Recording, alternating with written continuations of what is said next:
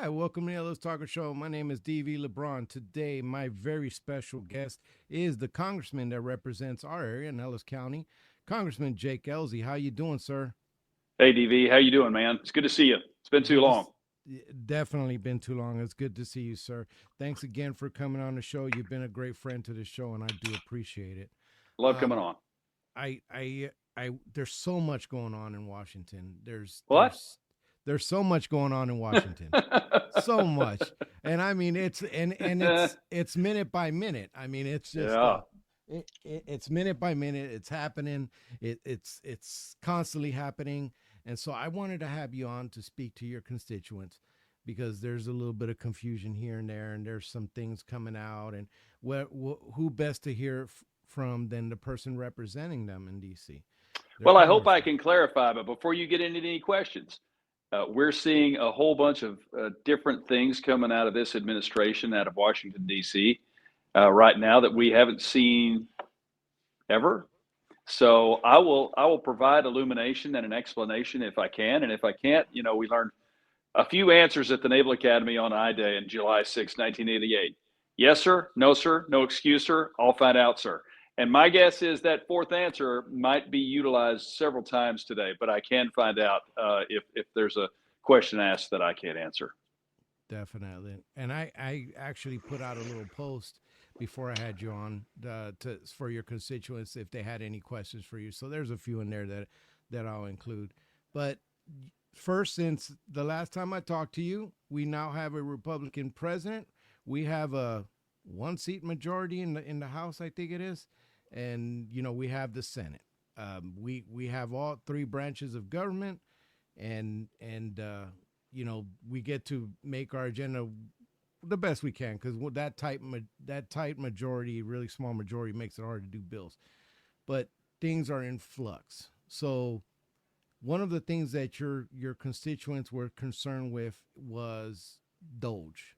DOGE was brought up a whole lot, and it's affected me, it's affected others, and it's not terrible effect, but it has. People were concerned with you know how he's doing things was and the other thing they were concerned with is Medicaid benefits. And veterans that reached out to me were concerned with veterans benefits. Are they going to get cut? And that's something that affects me as well. Are veterans benefits going to get cut? They let go a lot of probationary employees, all of them in the VA, and so now they're having to do more with less, and there's a lot of concern, Congressman. So can you talk about Medicaid and can you talk about veterans issues? Well, thus far, there should be no changes to Medicaid other than the employees of the U.S. government. The benefits are not going to change at all, and certainly haven't been touched at all by DOGE. DOGE is going agency to agency, finding where it can cut staff.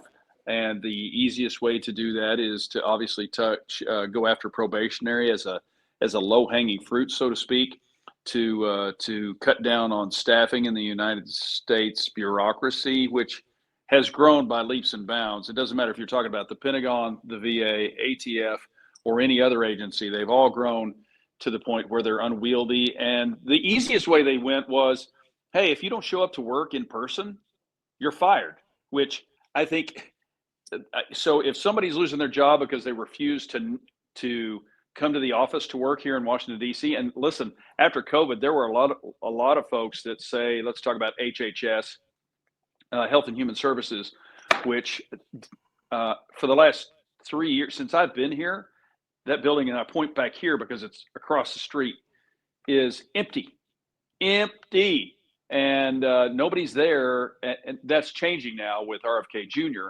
But so you don't show up to work, you're automatically fired. That's an easy way to get rid of you. And so now, are there going to be people who are working remotely who may have been affecting veterans benefits? But you got to come to work.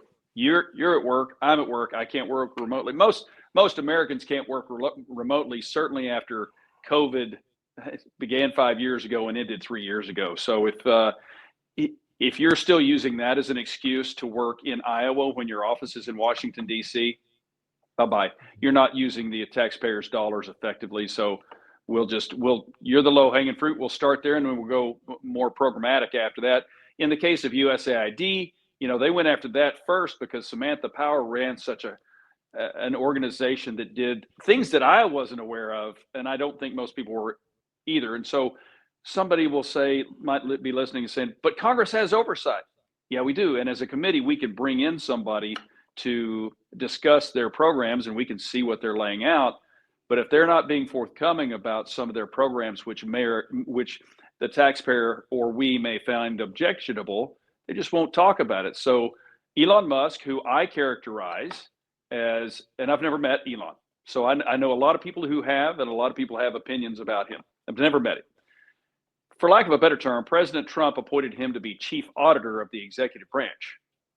So when we're talking about the agencies that are being affected by DOGE, the chief executive, like any new CEO coming in after a failed one, is sending an auditor after each department in his headquarters to find ways to trim the fat for a company that is in the red. Well, the United States is $36 trillion in the red. So he has found an auditor with exquisite software that has a great algorithm assisted by AI. Now, AI is only software. So the definition of AI is it's software. So he's using artificial intelligence software to affect an algorithm to find fat in all the agencies that he has purview over. Now, some of these things are going to be addressed by lawsuits. And I think he may be intentionally trying to find where the limits are so that through the Constitution and the interpretation therein, the Supreme Court can say, actually, that agency has no business being the executive branch anyway. That belongs to Congress. And I really think in the long term, after just a month and a half in office, you wait down the road 6 months to a year, you're going to find some agencies that are done away with completely, just like we do in Texas. Because what do we have in Texas? We have a sunset committee that goes over every agency in the state of Texas, and every 2 years they will go over a group of agencies, and then they'll do another group, and they'll go, what was your original charter?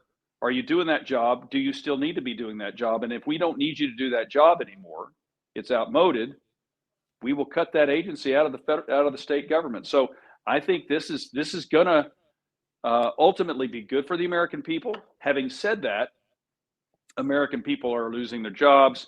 There are certain groups, such as veterans, such as the American Indians, who are being affected by some of these cuts that may not be proportionate to what they're supposed to be receiving. And so I think that as we go along in this process, they will find their way in hopefully do a better job of understanding that these are Americans losing their jobs. Some of them aren't coming to work, so they should, but others are doing their jobs and have been for a long time. So there needs to be some understanding of that whenever we're letting somebody go. So I want you to answer something very definitively, Congressman, because this is one of those things that come up. Have you subjugated your role as a congressman to oversight on Elon Musk? No, absolutely not. And that's, but as we get a new Congress going, as I said before, we're still, I'm on the Appropriations Committee. No money is spent unless it comes out of the Congress. What happens after that is a question. So no, we haven't given up our oversight job, but as we go through the legislative days, not all of my job is providing oversight. I think that the president providing oversight of his own branch is a remarkable thing never before seen. So he's auditing his own departments as we have asked for a long, long time. They're automatically doing it. That's what DOGE is. And I think it should probably be renamed to the Department of Government Auditing or something else, because that's exactly what it's doing. And I think he and that group are going after departments within the executive branch, and they should. That way, as they find savings, then we don't have to allocate or appropriate so much money to each one of those departments, either in manning or in programs. So it's a collaborative effort. It's not one or the other. As a conservative or fiscal conservative, I know that you've had kind of an abhorrence to large clunkering government that's that's way too big and too expansive. Do you think that they're doing it the right way would you want them to do it just a little bit differently? For me to, well, as I said, Americans are losing their jobs right and left, and I think that if, as an employer, you want to give people some notice, you want to give them a chance to land softly, and understanding that their job's going to go away, because most people have at least a car payment. Most people have expenses that must be met, and a lot of people have mortgages. So I do think there should be some lead time, and I believe that they're doing that. I think in some cases they've given you an ultimatum: show back up to work or you're fired. Well, that's okay. That's not an either or there. You've been given notice. You chose not to show up to work the next day. Do you really deserve a two-month off ramp if you're just going to thumb your nose at your bosses? I don't think so. So there's firing for cause, and then there's firing for not really needing this billet. And I think that a good boss would find a way to differentiate between the two. I don't know what they're doing in that regard. I know that Pete Hegseth has said to the DOD, answer Elon's email and tell us what you did this week. And if you don't answer that email, then that's a for cause firing. That, sometimes you do something where you're not given 2 months severance pay if you do something that you were ordered by your bosses legally to do. I was in the military. I didn't have the option to say, is that a request or an order? You didn't have that option. Sorry, the captain says to you, I need you to go do this right now. How about no? Yeah, Okay, that's not going to go well. So I think that the media is completely discombobulated. The mainstream media, other than Fox, is discombobulated by the flurry of activity from this chief executive and the folks in his administration, and they're just grasping at anything to make them look bad because they can't keep up. Since you mentioned the Department of Defense, that's something that you dedicated your life to, and I put part of mine into it. What are your thoughts on, the new hire, Pete Hegseth, the new Secretary of Defense, and what are your thoughts on how things are going with the Defense Department as far as? It's a good question, and I think Pete Hegseth has the right idea for what our military is, and it's something. Before I even knew who Pete Hegseth would be the nominee, I have said the military should be about promotions via merit for lethality to prevent war, and then ultimately prevail very quickly and effectively if called to go into combat. And that's what his role is. It's the Deputy Secretary of Defense's job to do the day-to-day work, the programmatic, the budgeting. That's not the SecDef's job. The SecDef is just the senior civilian advisor to the president on defense issues.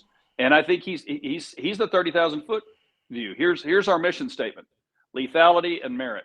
That's the kind of mission statement that I can get behind, because it's 2 sentences. So I think he's doing a great job in that regard. I think he's doing individual videos to reach out to employees of his department and telling them what he expects from them. And he's not sending out memos. He's getting on TV and doing it. Of course, that's where he came from.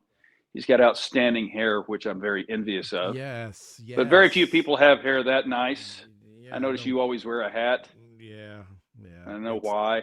Yeah. Well, but to answer your question, I think he's doing a great job. Not all of us can make bald look sexy like you, sir. It looks like a peanut on me. It doesn't go well. So it's all makeup. It's all. I do my own. So last time I had you on, sir, we talked a lot about Ukraine, and I asked you a lot of questions on Ukraine because your constituents had a lot of questions. Yeah. You saw the events that unfolded inside the Oval Office yesterday. Mm-hmm. And you have been a supporter of that war to keep Russia at bay. President Trump's going a completely different direction, or at least he's going the same direction, but in a different tactic of getting there. So I want you to speak on what happened yesterday, and where do you see us going with this Ukraine war?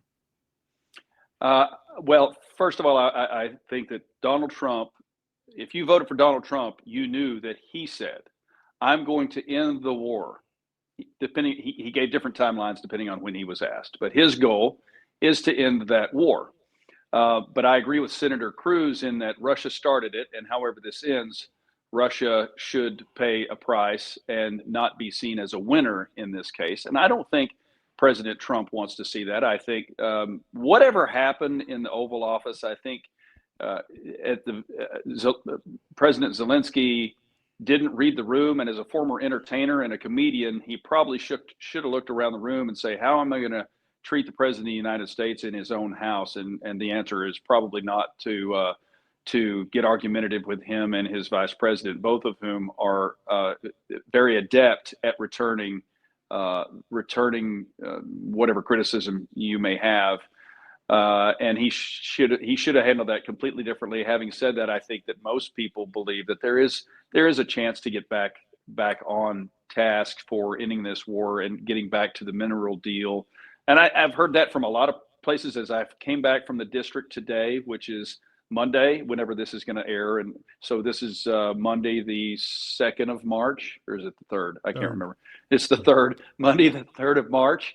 Happy Texas Independence Day, by the way, tomorrow. And so everybody wants this to get back on board. And if you'll recall, in World War II, at the Tehran meeting of Stalin, Churchill, and FDR, Stalin had recently, after Operation Barbarossa, where Hitler attacked Russia, Stalin had not always been one of our allies. And most people think, when you look at Stalin, the enemy of my enemy is my friend.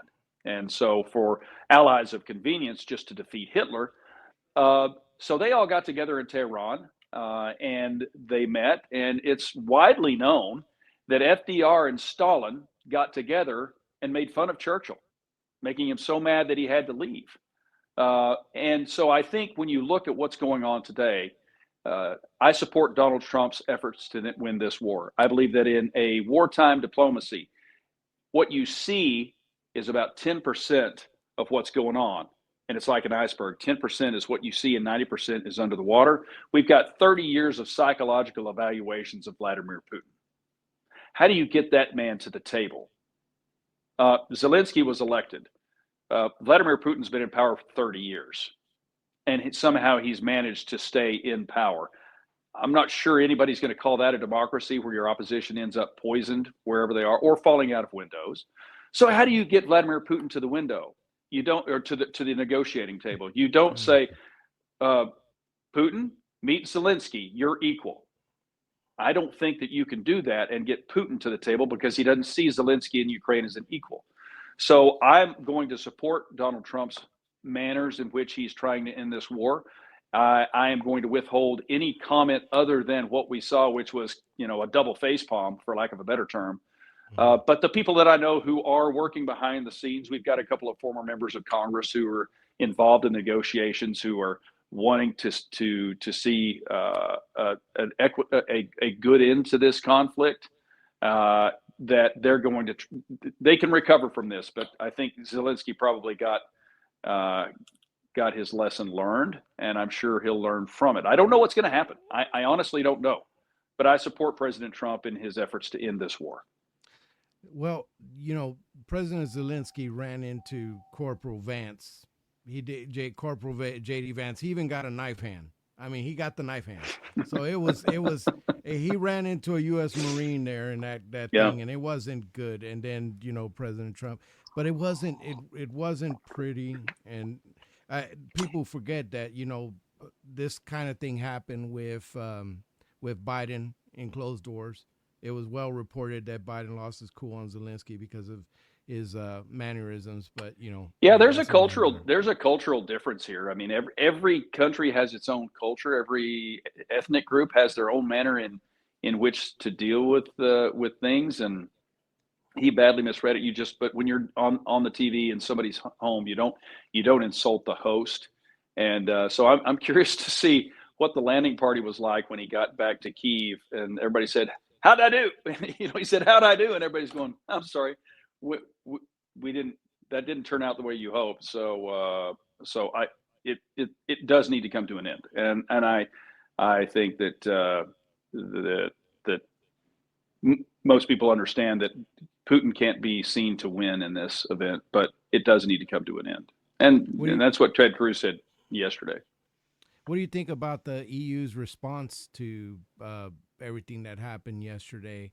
Because you followed world events so closely, and you've been part of history and world events, as have I. So what do you think about, the way NATO is handling this and how they're proceeding forward with it? I would separate NATO from the individual nations handling it. Keir Starmer in the United Kingdom and other nations, they handle them as their own independent nations. But I think we want them to stand up for Ukraine. We want them to take a bigger role in their own defense in Europe. We want them to spend more on their GDP so we don't have to. We want them to provide for their own collective defense and get out of business deals with Vladimir Putin that provides all their natural gas and their energy. And this is a big wake-up call for Europe. And Donald Trump has a real gift for making them understand you've been living on the cheap, especially Germany. They've and Belgium. I mean, some of our NATO members are below 2%. Now, I will say the exception to that are the Baltics, Latvia, Lithuania, and Estonia, who are spending at least 4% each. Granted, that's not as big a amount as we are, but we're spending 3%. They're spending 4%. Poland's spending 5%. So when you talk about, okay, what's the goal here? Poland and the Baltics understand what Russia is capable of. I stand by the fact that when you kidnap hundreds of thousands of children from Ukraine, if you look up the definition of genocide in the dictionary, Russia has done that to Ukraine. That's a genocide. So that's the same as not being done by Ukraine, but we're trying to get this thing over with. Russia's 4 times bigger than Ukraine. They can provide more people. And they're partnered with China. Russia is partnered with China. China is providing money, and they're providing material to Russia. So that's a big partner to have helping you out. So this does need to come to an end. It's a terrible loss of life. But there is one aggressor here, and it's Vladimir Putin. As a student of history, you know how Russia fights wars. They fight wars as a dirty war of attrition. It's dirty, and it's a war of attrition. And they have plenty of people to, as in Stalingrad, they have plenty of people to keep throwing. They throw out millions like it's the thing to do, and Ukraine doesn't have that. So there is, and they value Ukrainians value the Western world values individual lives. Russia never has. You can go back hundreds of years to Russia. They don't value individuals. They value the motherland and whatever they have to throw. And they did it in World War II. They did it in the Operation Barbarossa against the Germans. They would literally, if there was a minefield, instead of clearing it with tanks like we did with chains attached to the front, they would march their people, their men arm in arm across the field until the field was clear, killing hundreds, if not thousands. So they killed 10 million. Stalin killed 10 million Russians in World War II. Other than those he sent to the front, he sent them to the gulags and killed them. So the Russians are the Russian that in that they don't value individual lives. So one of the things that, and getting a little closer to home on here, we've talked a lot about the border, and you have been very clear on what you'd like to see on the border, and what has happened in the border, and you've talked to your constituents about it. Now President Trump came in office. We're at the lowest crossing ever in the history of ever. And you have workplace enforcements. You have people crying. You got a spectacle from the mainstream media. It's been something else. What are your thoughts on how we're handling the border, how we're handling deportations, and then there was an American killed by the cartel, and I mean now you have Trump flying U-2 spy planes by the border. I mean I don't know if those confirmed, but I heard those reports. I mean, he's not messing around, and you got Mexico putting in troops, and you have different things happening. Talk to me about what you've seen as far as the border and what you'd like to see going forward. Well, the Trump effect is that saying we're going to handle the border seriously and we're going to execute 25% tariffs on Mexico unless they help take care of our border with us. You've seen 3 times fewer border encounters in January of 25 than you did in January of 24. 3 times fewer, a total of 61,465, whereas a year ago it was 176,195. Designating the cartels as terrorist organizations, that's going a long way. I am not privy to classified operations occurring at the border, but once that declaration was made on January 20th, when you do that, we carry out operations all over the world that are classified that the American public won't hear about until many, many months later. 29 cartel leaders were just extradited to the United States. The pressure of tariffs, which Mexico, when there's a bump in prices of, say, cars coming from Mexico and Canada, only 1.5% of our economic engine is affected by Mexico. 30% of theirs is. Can they afford a 25% tariff on their? No, they cannot. So Donald Trump is saying, holding their feet to the fire and saying, you need to fix this. And I fully believe they will. And so you're seeing an incredible effect on the border. And I'm sure that behind the scenes, we are also discussing with China the fact that they're making billions of dollars that from the chemicals that they sell to the cartels to make fentanyl that's killing 70,000 Americans every year. So fentanyl alone is 70,000 Americans.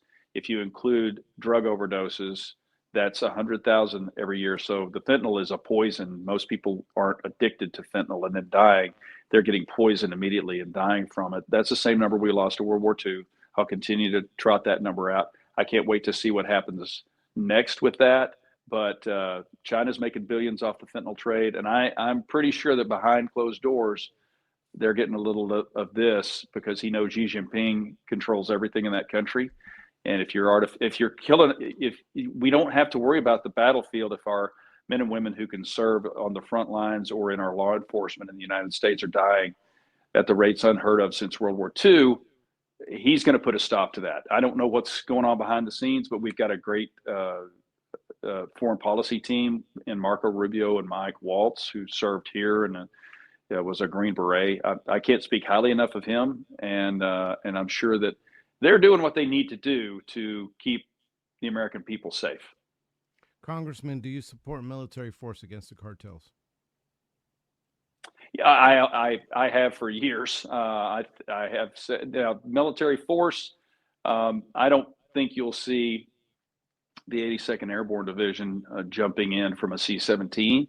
I think you'll see us working with the Mexican government and their military and their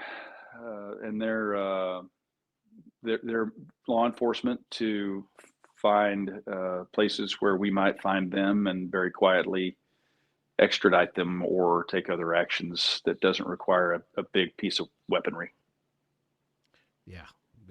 Now, a completely different subject on this one. The big, beautiful bill that was passed by Congress. Before we get into that one of your constituents had asked, why did you vote for continuing resolutions when they funded, and this was their words, when they funded, Biden priorities? Can you answer that real quick, and let's get into that big, beautiful bill?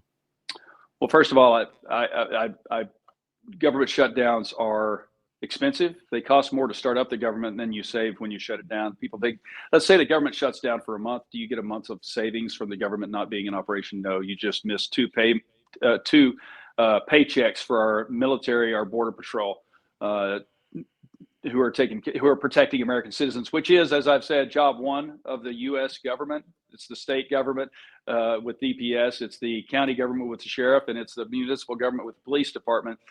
Maslow's hierarchy of needs is protection of people. Now, there's a lot going on. The budget resolution that passed last week is not a CR. The budget resolution last week said the top line for the reconciliation that is the one big beautiful bill that will deal with border control and the tax cuts. So there's three things going on right now. One is fiscal year 25 spending, which we haven't passed anything for. That funding runs out March 14th. There is no resolution to that. We have 7 legislative days until that time runs out, unless we add days to the calendar. Okay. Then there was the budget resolution, which has no force. It's not spending money. It says Here's what the majority of the members of Congress of the House only agree is the top line. Okay, so that's a resolution. It doesn't have the force. It is a guideline. That's going to go to the Senate, and the Senate's not going to do the same thing because the Senate doesn't care as much about saving money. Then you have the fiscal year 26 spending bills, which we will be working on soon. But right now, we don't have a top line for fiscal year 25. Okay, so we don't even know what that number is. We passed our bills out of the House months and months and months ago because the fiscal year starts October 1st. So we're halfway through a year of spending. Now, why did we vote for CRs? Well, a majority of the Republicans did vote for the CRs. A government shutdown is not good. Troops miss their paycheck if it's done at the wrong time. And so everybody has an opinion about CRs. I can't promise that I always vote for them, and I can't promise them that I will vote. I can't promise either way. I haven't seen one for the one that starts through the rest of the fiscal year. It is incredibly bad. And so here's where my expertise as a 20-year Navy veteran, naval officer, comes in, and a member of the Appropriations Committee. A year-long continuing resolution will lead to a 1% cut in defense spending. And it will be under Joe Biden's budget. We have the House, the Senate, and the White House now. We should be passing the fiscal year 25 bills like we did last time. Otherwise, you're getting Biden's budget. So if we've got the White House, the House, and the Senate, we shouldn't be passing the Biden budget. Additionally, all the weapons systems that we need to start that our troops depend on, plus a 15% pay raise, if we don't pass the defense spending bill, they don't get the raise. So the CRs are to be taken individually. A CR is not a CR is not a CR. They're all different. But as I said before, a lot of people say, just shut it down, burn it down. Okay, you don't save any money. You just don't get the work done. So if we stop work on an interstate highway for 2 weeks and you're down to 1 lane instead of 4, those people are going to get paid on the backside who didn't work for a month, but the work will not have gotten done. And then you have to start everything back up. And they're not good. We want to get those 12 appropriations bills across the floor. That is the goal. But if you're not paying your troops while they're in the high seas of the South China Sea, or they're patrolling the line on the 38th parallel with North Korea, and by the way, it is a flat out lie that people get paid by banks if the government shut down, if troops get paid by the banks. No, they don't. It's an advance, and it's only in a few cases. So I've heard some of my colleagues saying that. Either they're ignorant or they're lying, and I'll tell them that to their faces. Yeah. Well, you don't get a, I can attest, you don't get a paycheck. That's nope. When it doesn't pass, you don't get a paycheck. And then, not everybody's sitting there just doing nothing. There's some people keeping the most dangerous people off the streets. And Border Patrol, DEA, and the troops.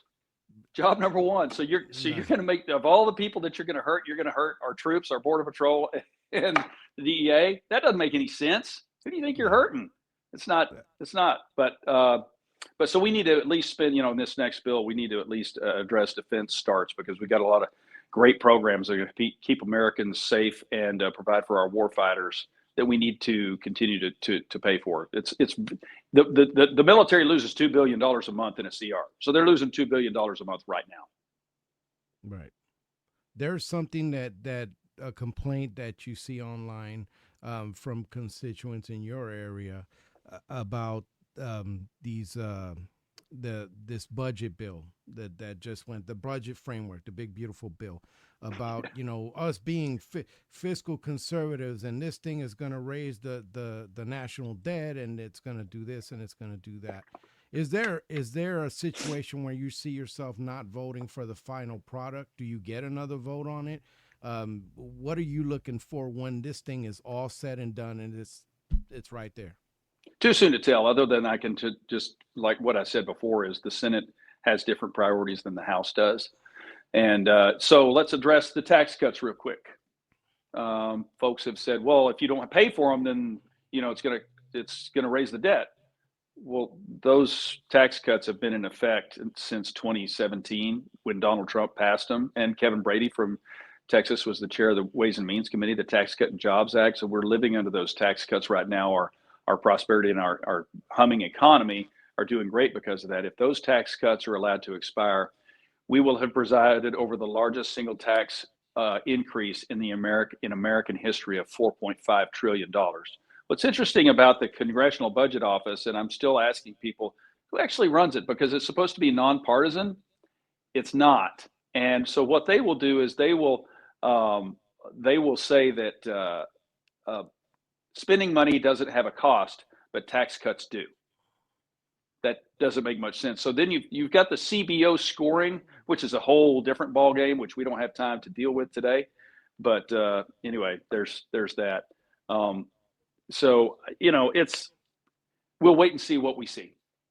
Okay. But we have a unique opportunity here to really do some good work. And the House, the Senate, and the White House, next year we should pass 12 appropriations bills signed by the president that cuts our spending, that provides for our military, that provides for our veterans, and yet brings down the bottom line and deals with our runaway debt. So we have a unique opportunity here, and we have an opportunity for fiscal year 25 too. A lot of this is, I'm not trying to, since I do this, it's, I understand it. I don't expect everybody else to, because quite frankly, who would? It's too complex. But I want you to know, and I want the constituents to know, that defense of the American people is job number one. That is job number one. And I think most people would say, whatever it costs, yeah, in order to prevent war, we need the best. We need 5% of GDP spending. And I think there's a consensus up here that we need that. And I'd like to remind people that of every dollar spent by the federal government, 70 cents is already spoken for, and that's called mandatory spending, meaning the Appropriations Committee doesn't look at it. We deal with 30 cents of every dollar, and 15 cents of every dollar is defense spending. So where else are you going to cut $36 trillion? The 70% that's mandatory is Social Security, Medicare, and Medicaid. And where are you going to cut that? But 60 years ago, it was 30% mandatory, 70% discretionary. So Congress had a much bigger say in where all that money was spent. We don't have that say anymore. So there's only so much you can take out of Hyde if 50% of the discretionary budget is defense, and arguably there needs to be more. So we're in a conundrum. We've got a big task on our hands.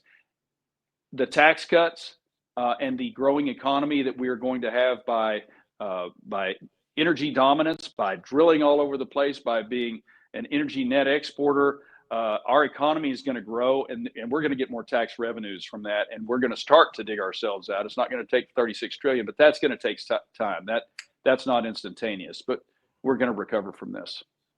Well, I could speak to you all day, and I really do apologize for keeping you a little bit over. There's just so much going on. We just got started. There's so much. I know, right? I love talking to you. I love talking to you too. We waited too long. I appreciate your support of the show, sir. I really do. Now now this is kind of the fun part. This is where I want you to talk about what you've been doing for the district, some of the legislation you've been part of, some of the things you'd like to see, maybe some of the selections for academies and kind of those good stuff. Because I saw that you went to City Hall in Midlothian and checked that out, and you went to a couple places. Yep. Let's talk about those things. Well, I got to talk to my first midshipman. I won't say who, because there's a lot of folks waiting to hear, but we did get our first midshipman last week. That is the one thing that I don't have to ask anybody's permission to do. There's no vote. And since I'm an Academy graduate myself, I have all Academy graduates on my Academy selection boards. And that's a very exciting time when somebody who I know, like me, since I was 7 years old, wanted to go to the Naval Academy, be a fighter pilot, that 11 years that I worked for that was a life-changing event. And so I really love doing that. And there's more to come on that issue. I really love the staff that we have in the district and have up here who are very responsive to constituent needs, because I don't need to vote on that. And there's a great deal of satisfaction that comes from finding people who do need help with the IRS, who do need help with their taxes, who do need help with various other things. And you can help people out in a very constructive way. We're about to plug in the iPad, so I can't guarantee that something's not going to go crazy here, but we're running out of juice on it. But yeah, I mean, the folks that we have in the district, Julie Luce runs a great shop on in Waxahachie. She's working very hard to make sure that people's needs are taken care of, and that's what we expect, and we have the friendliest and best and most efficient staff doing that every day. So to your folks who are out there who need help, you need anything at all, you need help with VA benefits, you need help getting your military records, you need help with the IRS, Social Security, that's one of my favorite things. You need a disability rating. If you're a spouse or a caretaker of a veteran who hasn't done their disability rating, we can do that too. And so it's one of my favorite things to find a veteran who, and you and I both know him, and we're a lot like that, who says, I don't need any help. And then you ask their spouse, does he need any help? Does she need any help? Yes, they do. Then, then I'll tell that service member, then do it for your family. Because quite frankly, it's not about you, it's about them, and them receiving the help in times where you might not be able to help yourself, that they should have a right to be able to help you, and have the government do that when you sign your name on the dotted line, whether you were drafted or you volunteered. That's the contract the United States makes. So I love that part of the job, and no job is too small. If people see me on the street, and I'll see them, and you can always tell veterans, right? Because they're always wearing a hat. They're always wearing some kind of a veteran hat. Hey, what'd you do? Did you do your disability? And I won't do the hard sell, because proud men, especially men, especially Marines, there's nothing wrong with me. Oh, really? Oh, okay. But what medical school did you go to? What? Yeah. Well, I thought you said there was nothing wrong. How are your knees? Oh, my knees are killing me. How's your back? Oh, it grinds every time I turn my head. So I love that interaction out in the district. And if you see me, chances, I live in Midlothian, but I'm all over the place. So I try to travel throughout these 9 counties as much as possible. And Madison, it's not charging. So, so I don't know what's going on here, but might need to find a different one. But sorry, folks, we're having some technical difficulties with the iPad. It's down at 5% now. So, but I love doing that job. And so I get back as much as I can. I come home on the weekends. I'm often shopping for ice cream at Brookshire's. Golden Brook is the best for me. And Brahms has the best milk. So I know how much milk costs. I know how much eggs cost. I know how much ice cream costs, and I know how much steak costs. So I'm going to go get a great steak, and then you go to the grocery store and you go, how did sirloin become $20 a pound? So yeah, maybe I'm going to get some milanesa. Maybe not the big steak. Looks maybe like not the big steak. Are you cutting off? No, she's got her. Madison she's got it. It's charging, Madison. So just keep your hands right there. So she's got her hands on the iPad. This is pretty comical. I wish you guys could see it, but it's okay. Just leave it right there. You're good. You're perfect. This is good.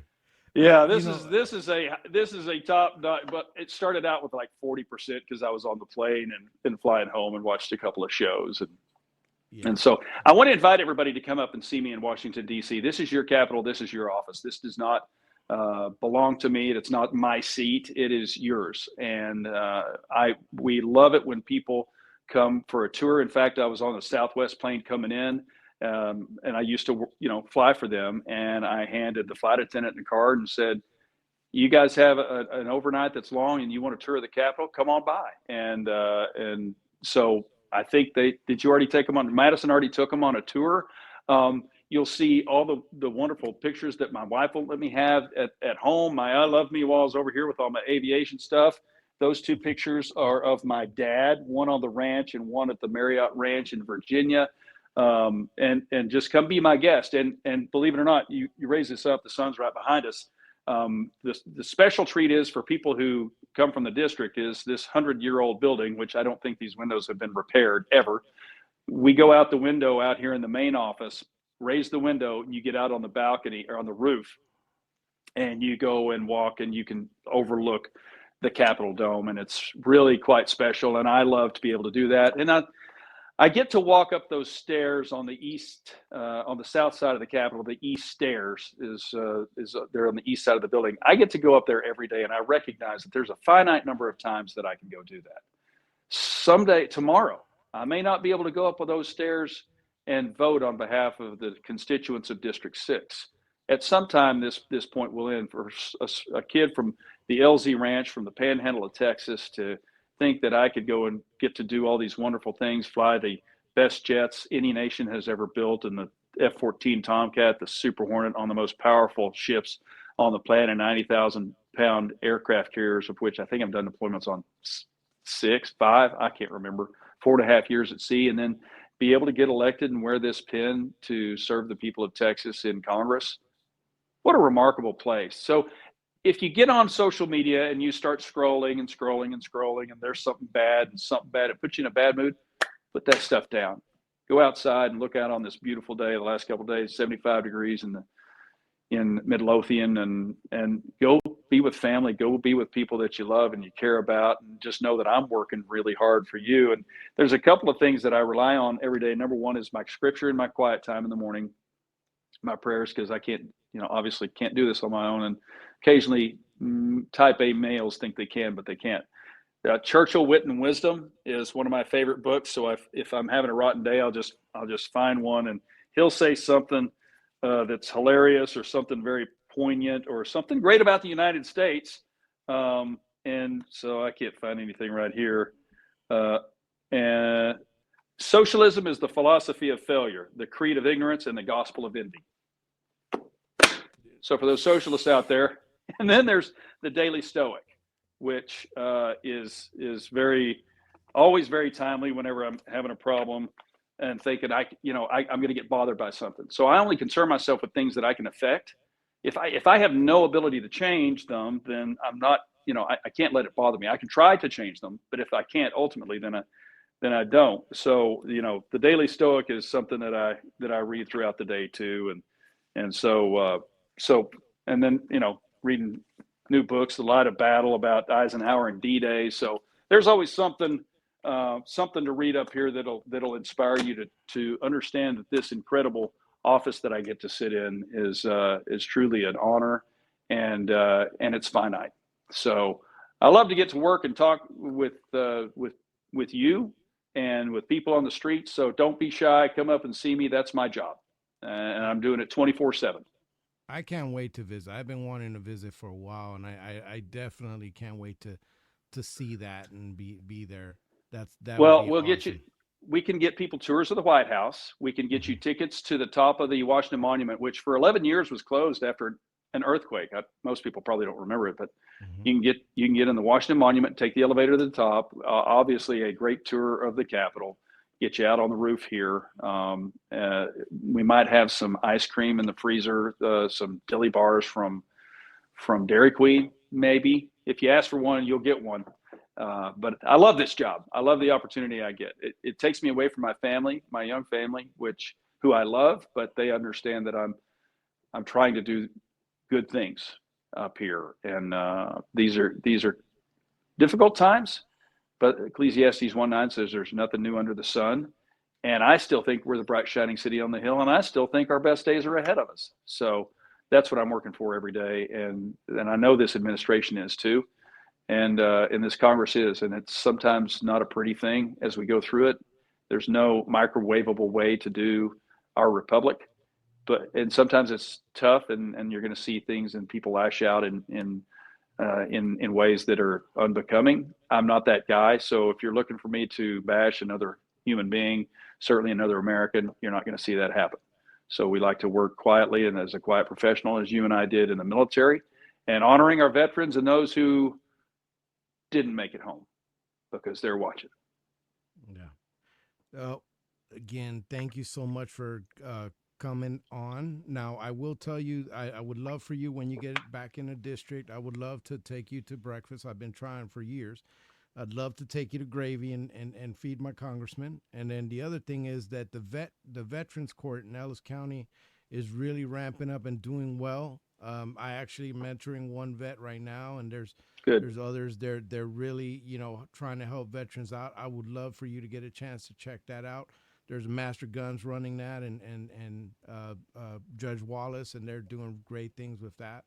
I would love for you to check that out when you get back to the district. When we get off, when we get off, and I got to go here in a minute to another meeting, Yeah. but as we conclude this, Madison's listening. She's holding up the power cord. It's really quite funny. I wish people could see it. Actually, I may take a picture. I can't. I'm going to take a picture. So if you'll indulge me, and then I'll send it to you so you can see just how we run things in here. But she's been doing a great job. Thank you, Madison. Thank you, Madison. producer Madison. All right. He's going above and beyond. But we'll go have breakfast. Okay. All right. Thank you. Well, you take care, sir. I won't take up any more of your time. I will keep you in prayer and keep fighting a good fight. God bless you, my friend. Keep your faith in God and hoping, man. It's all going to be okay. Bye-bye. See you, brother.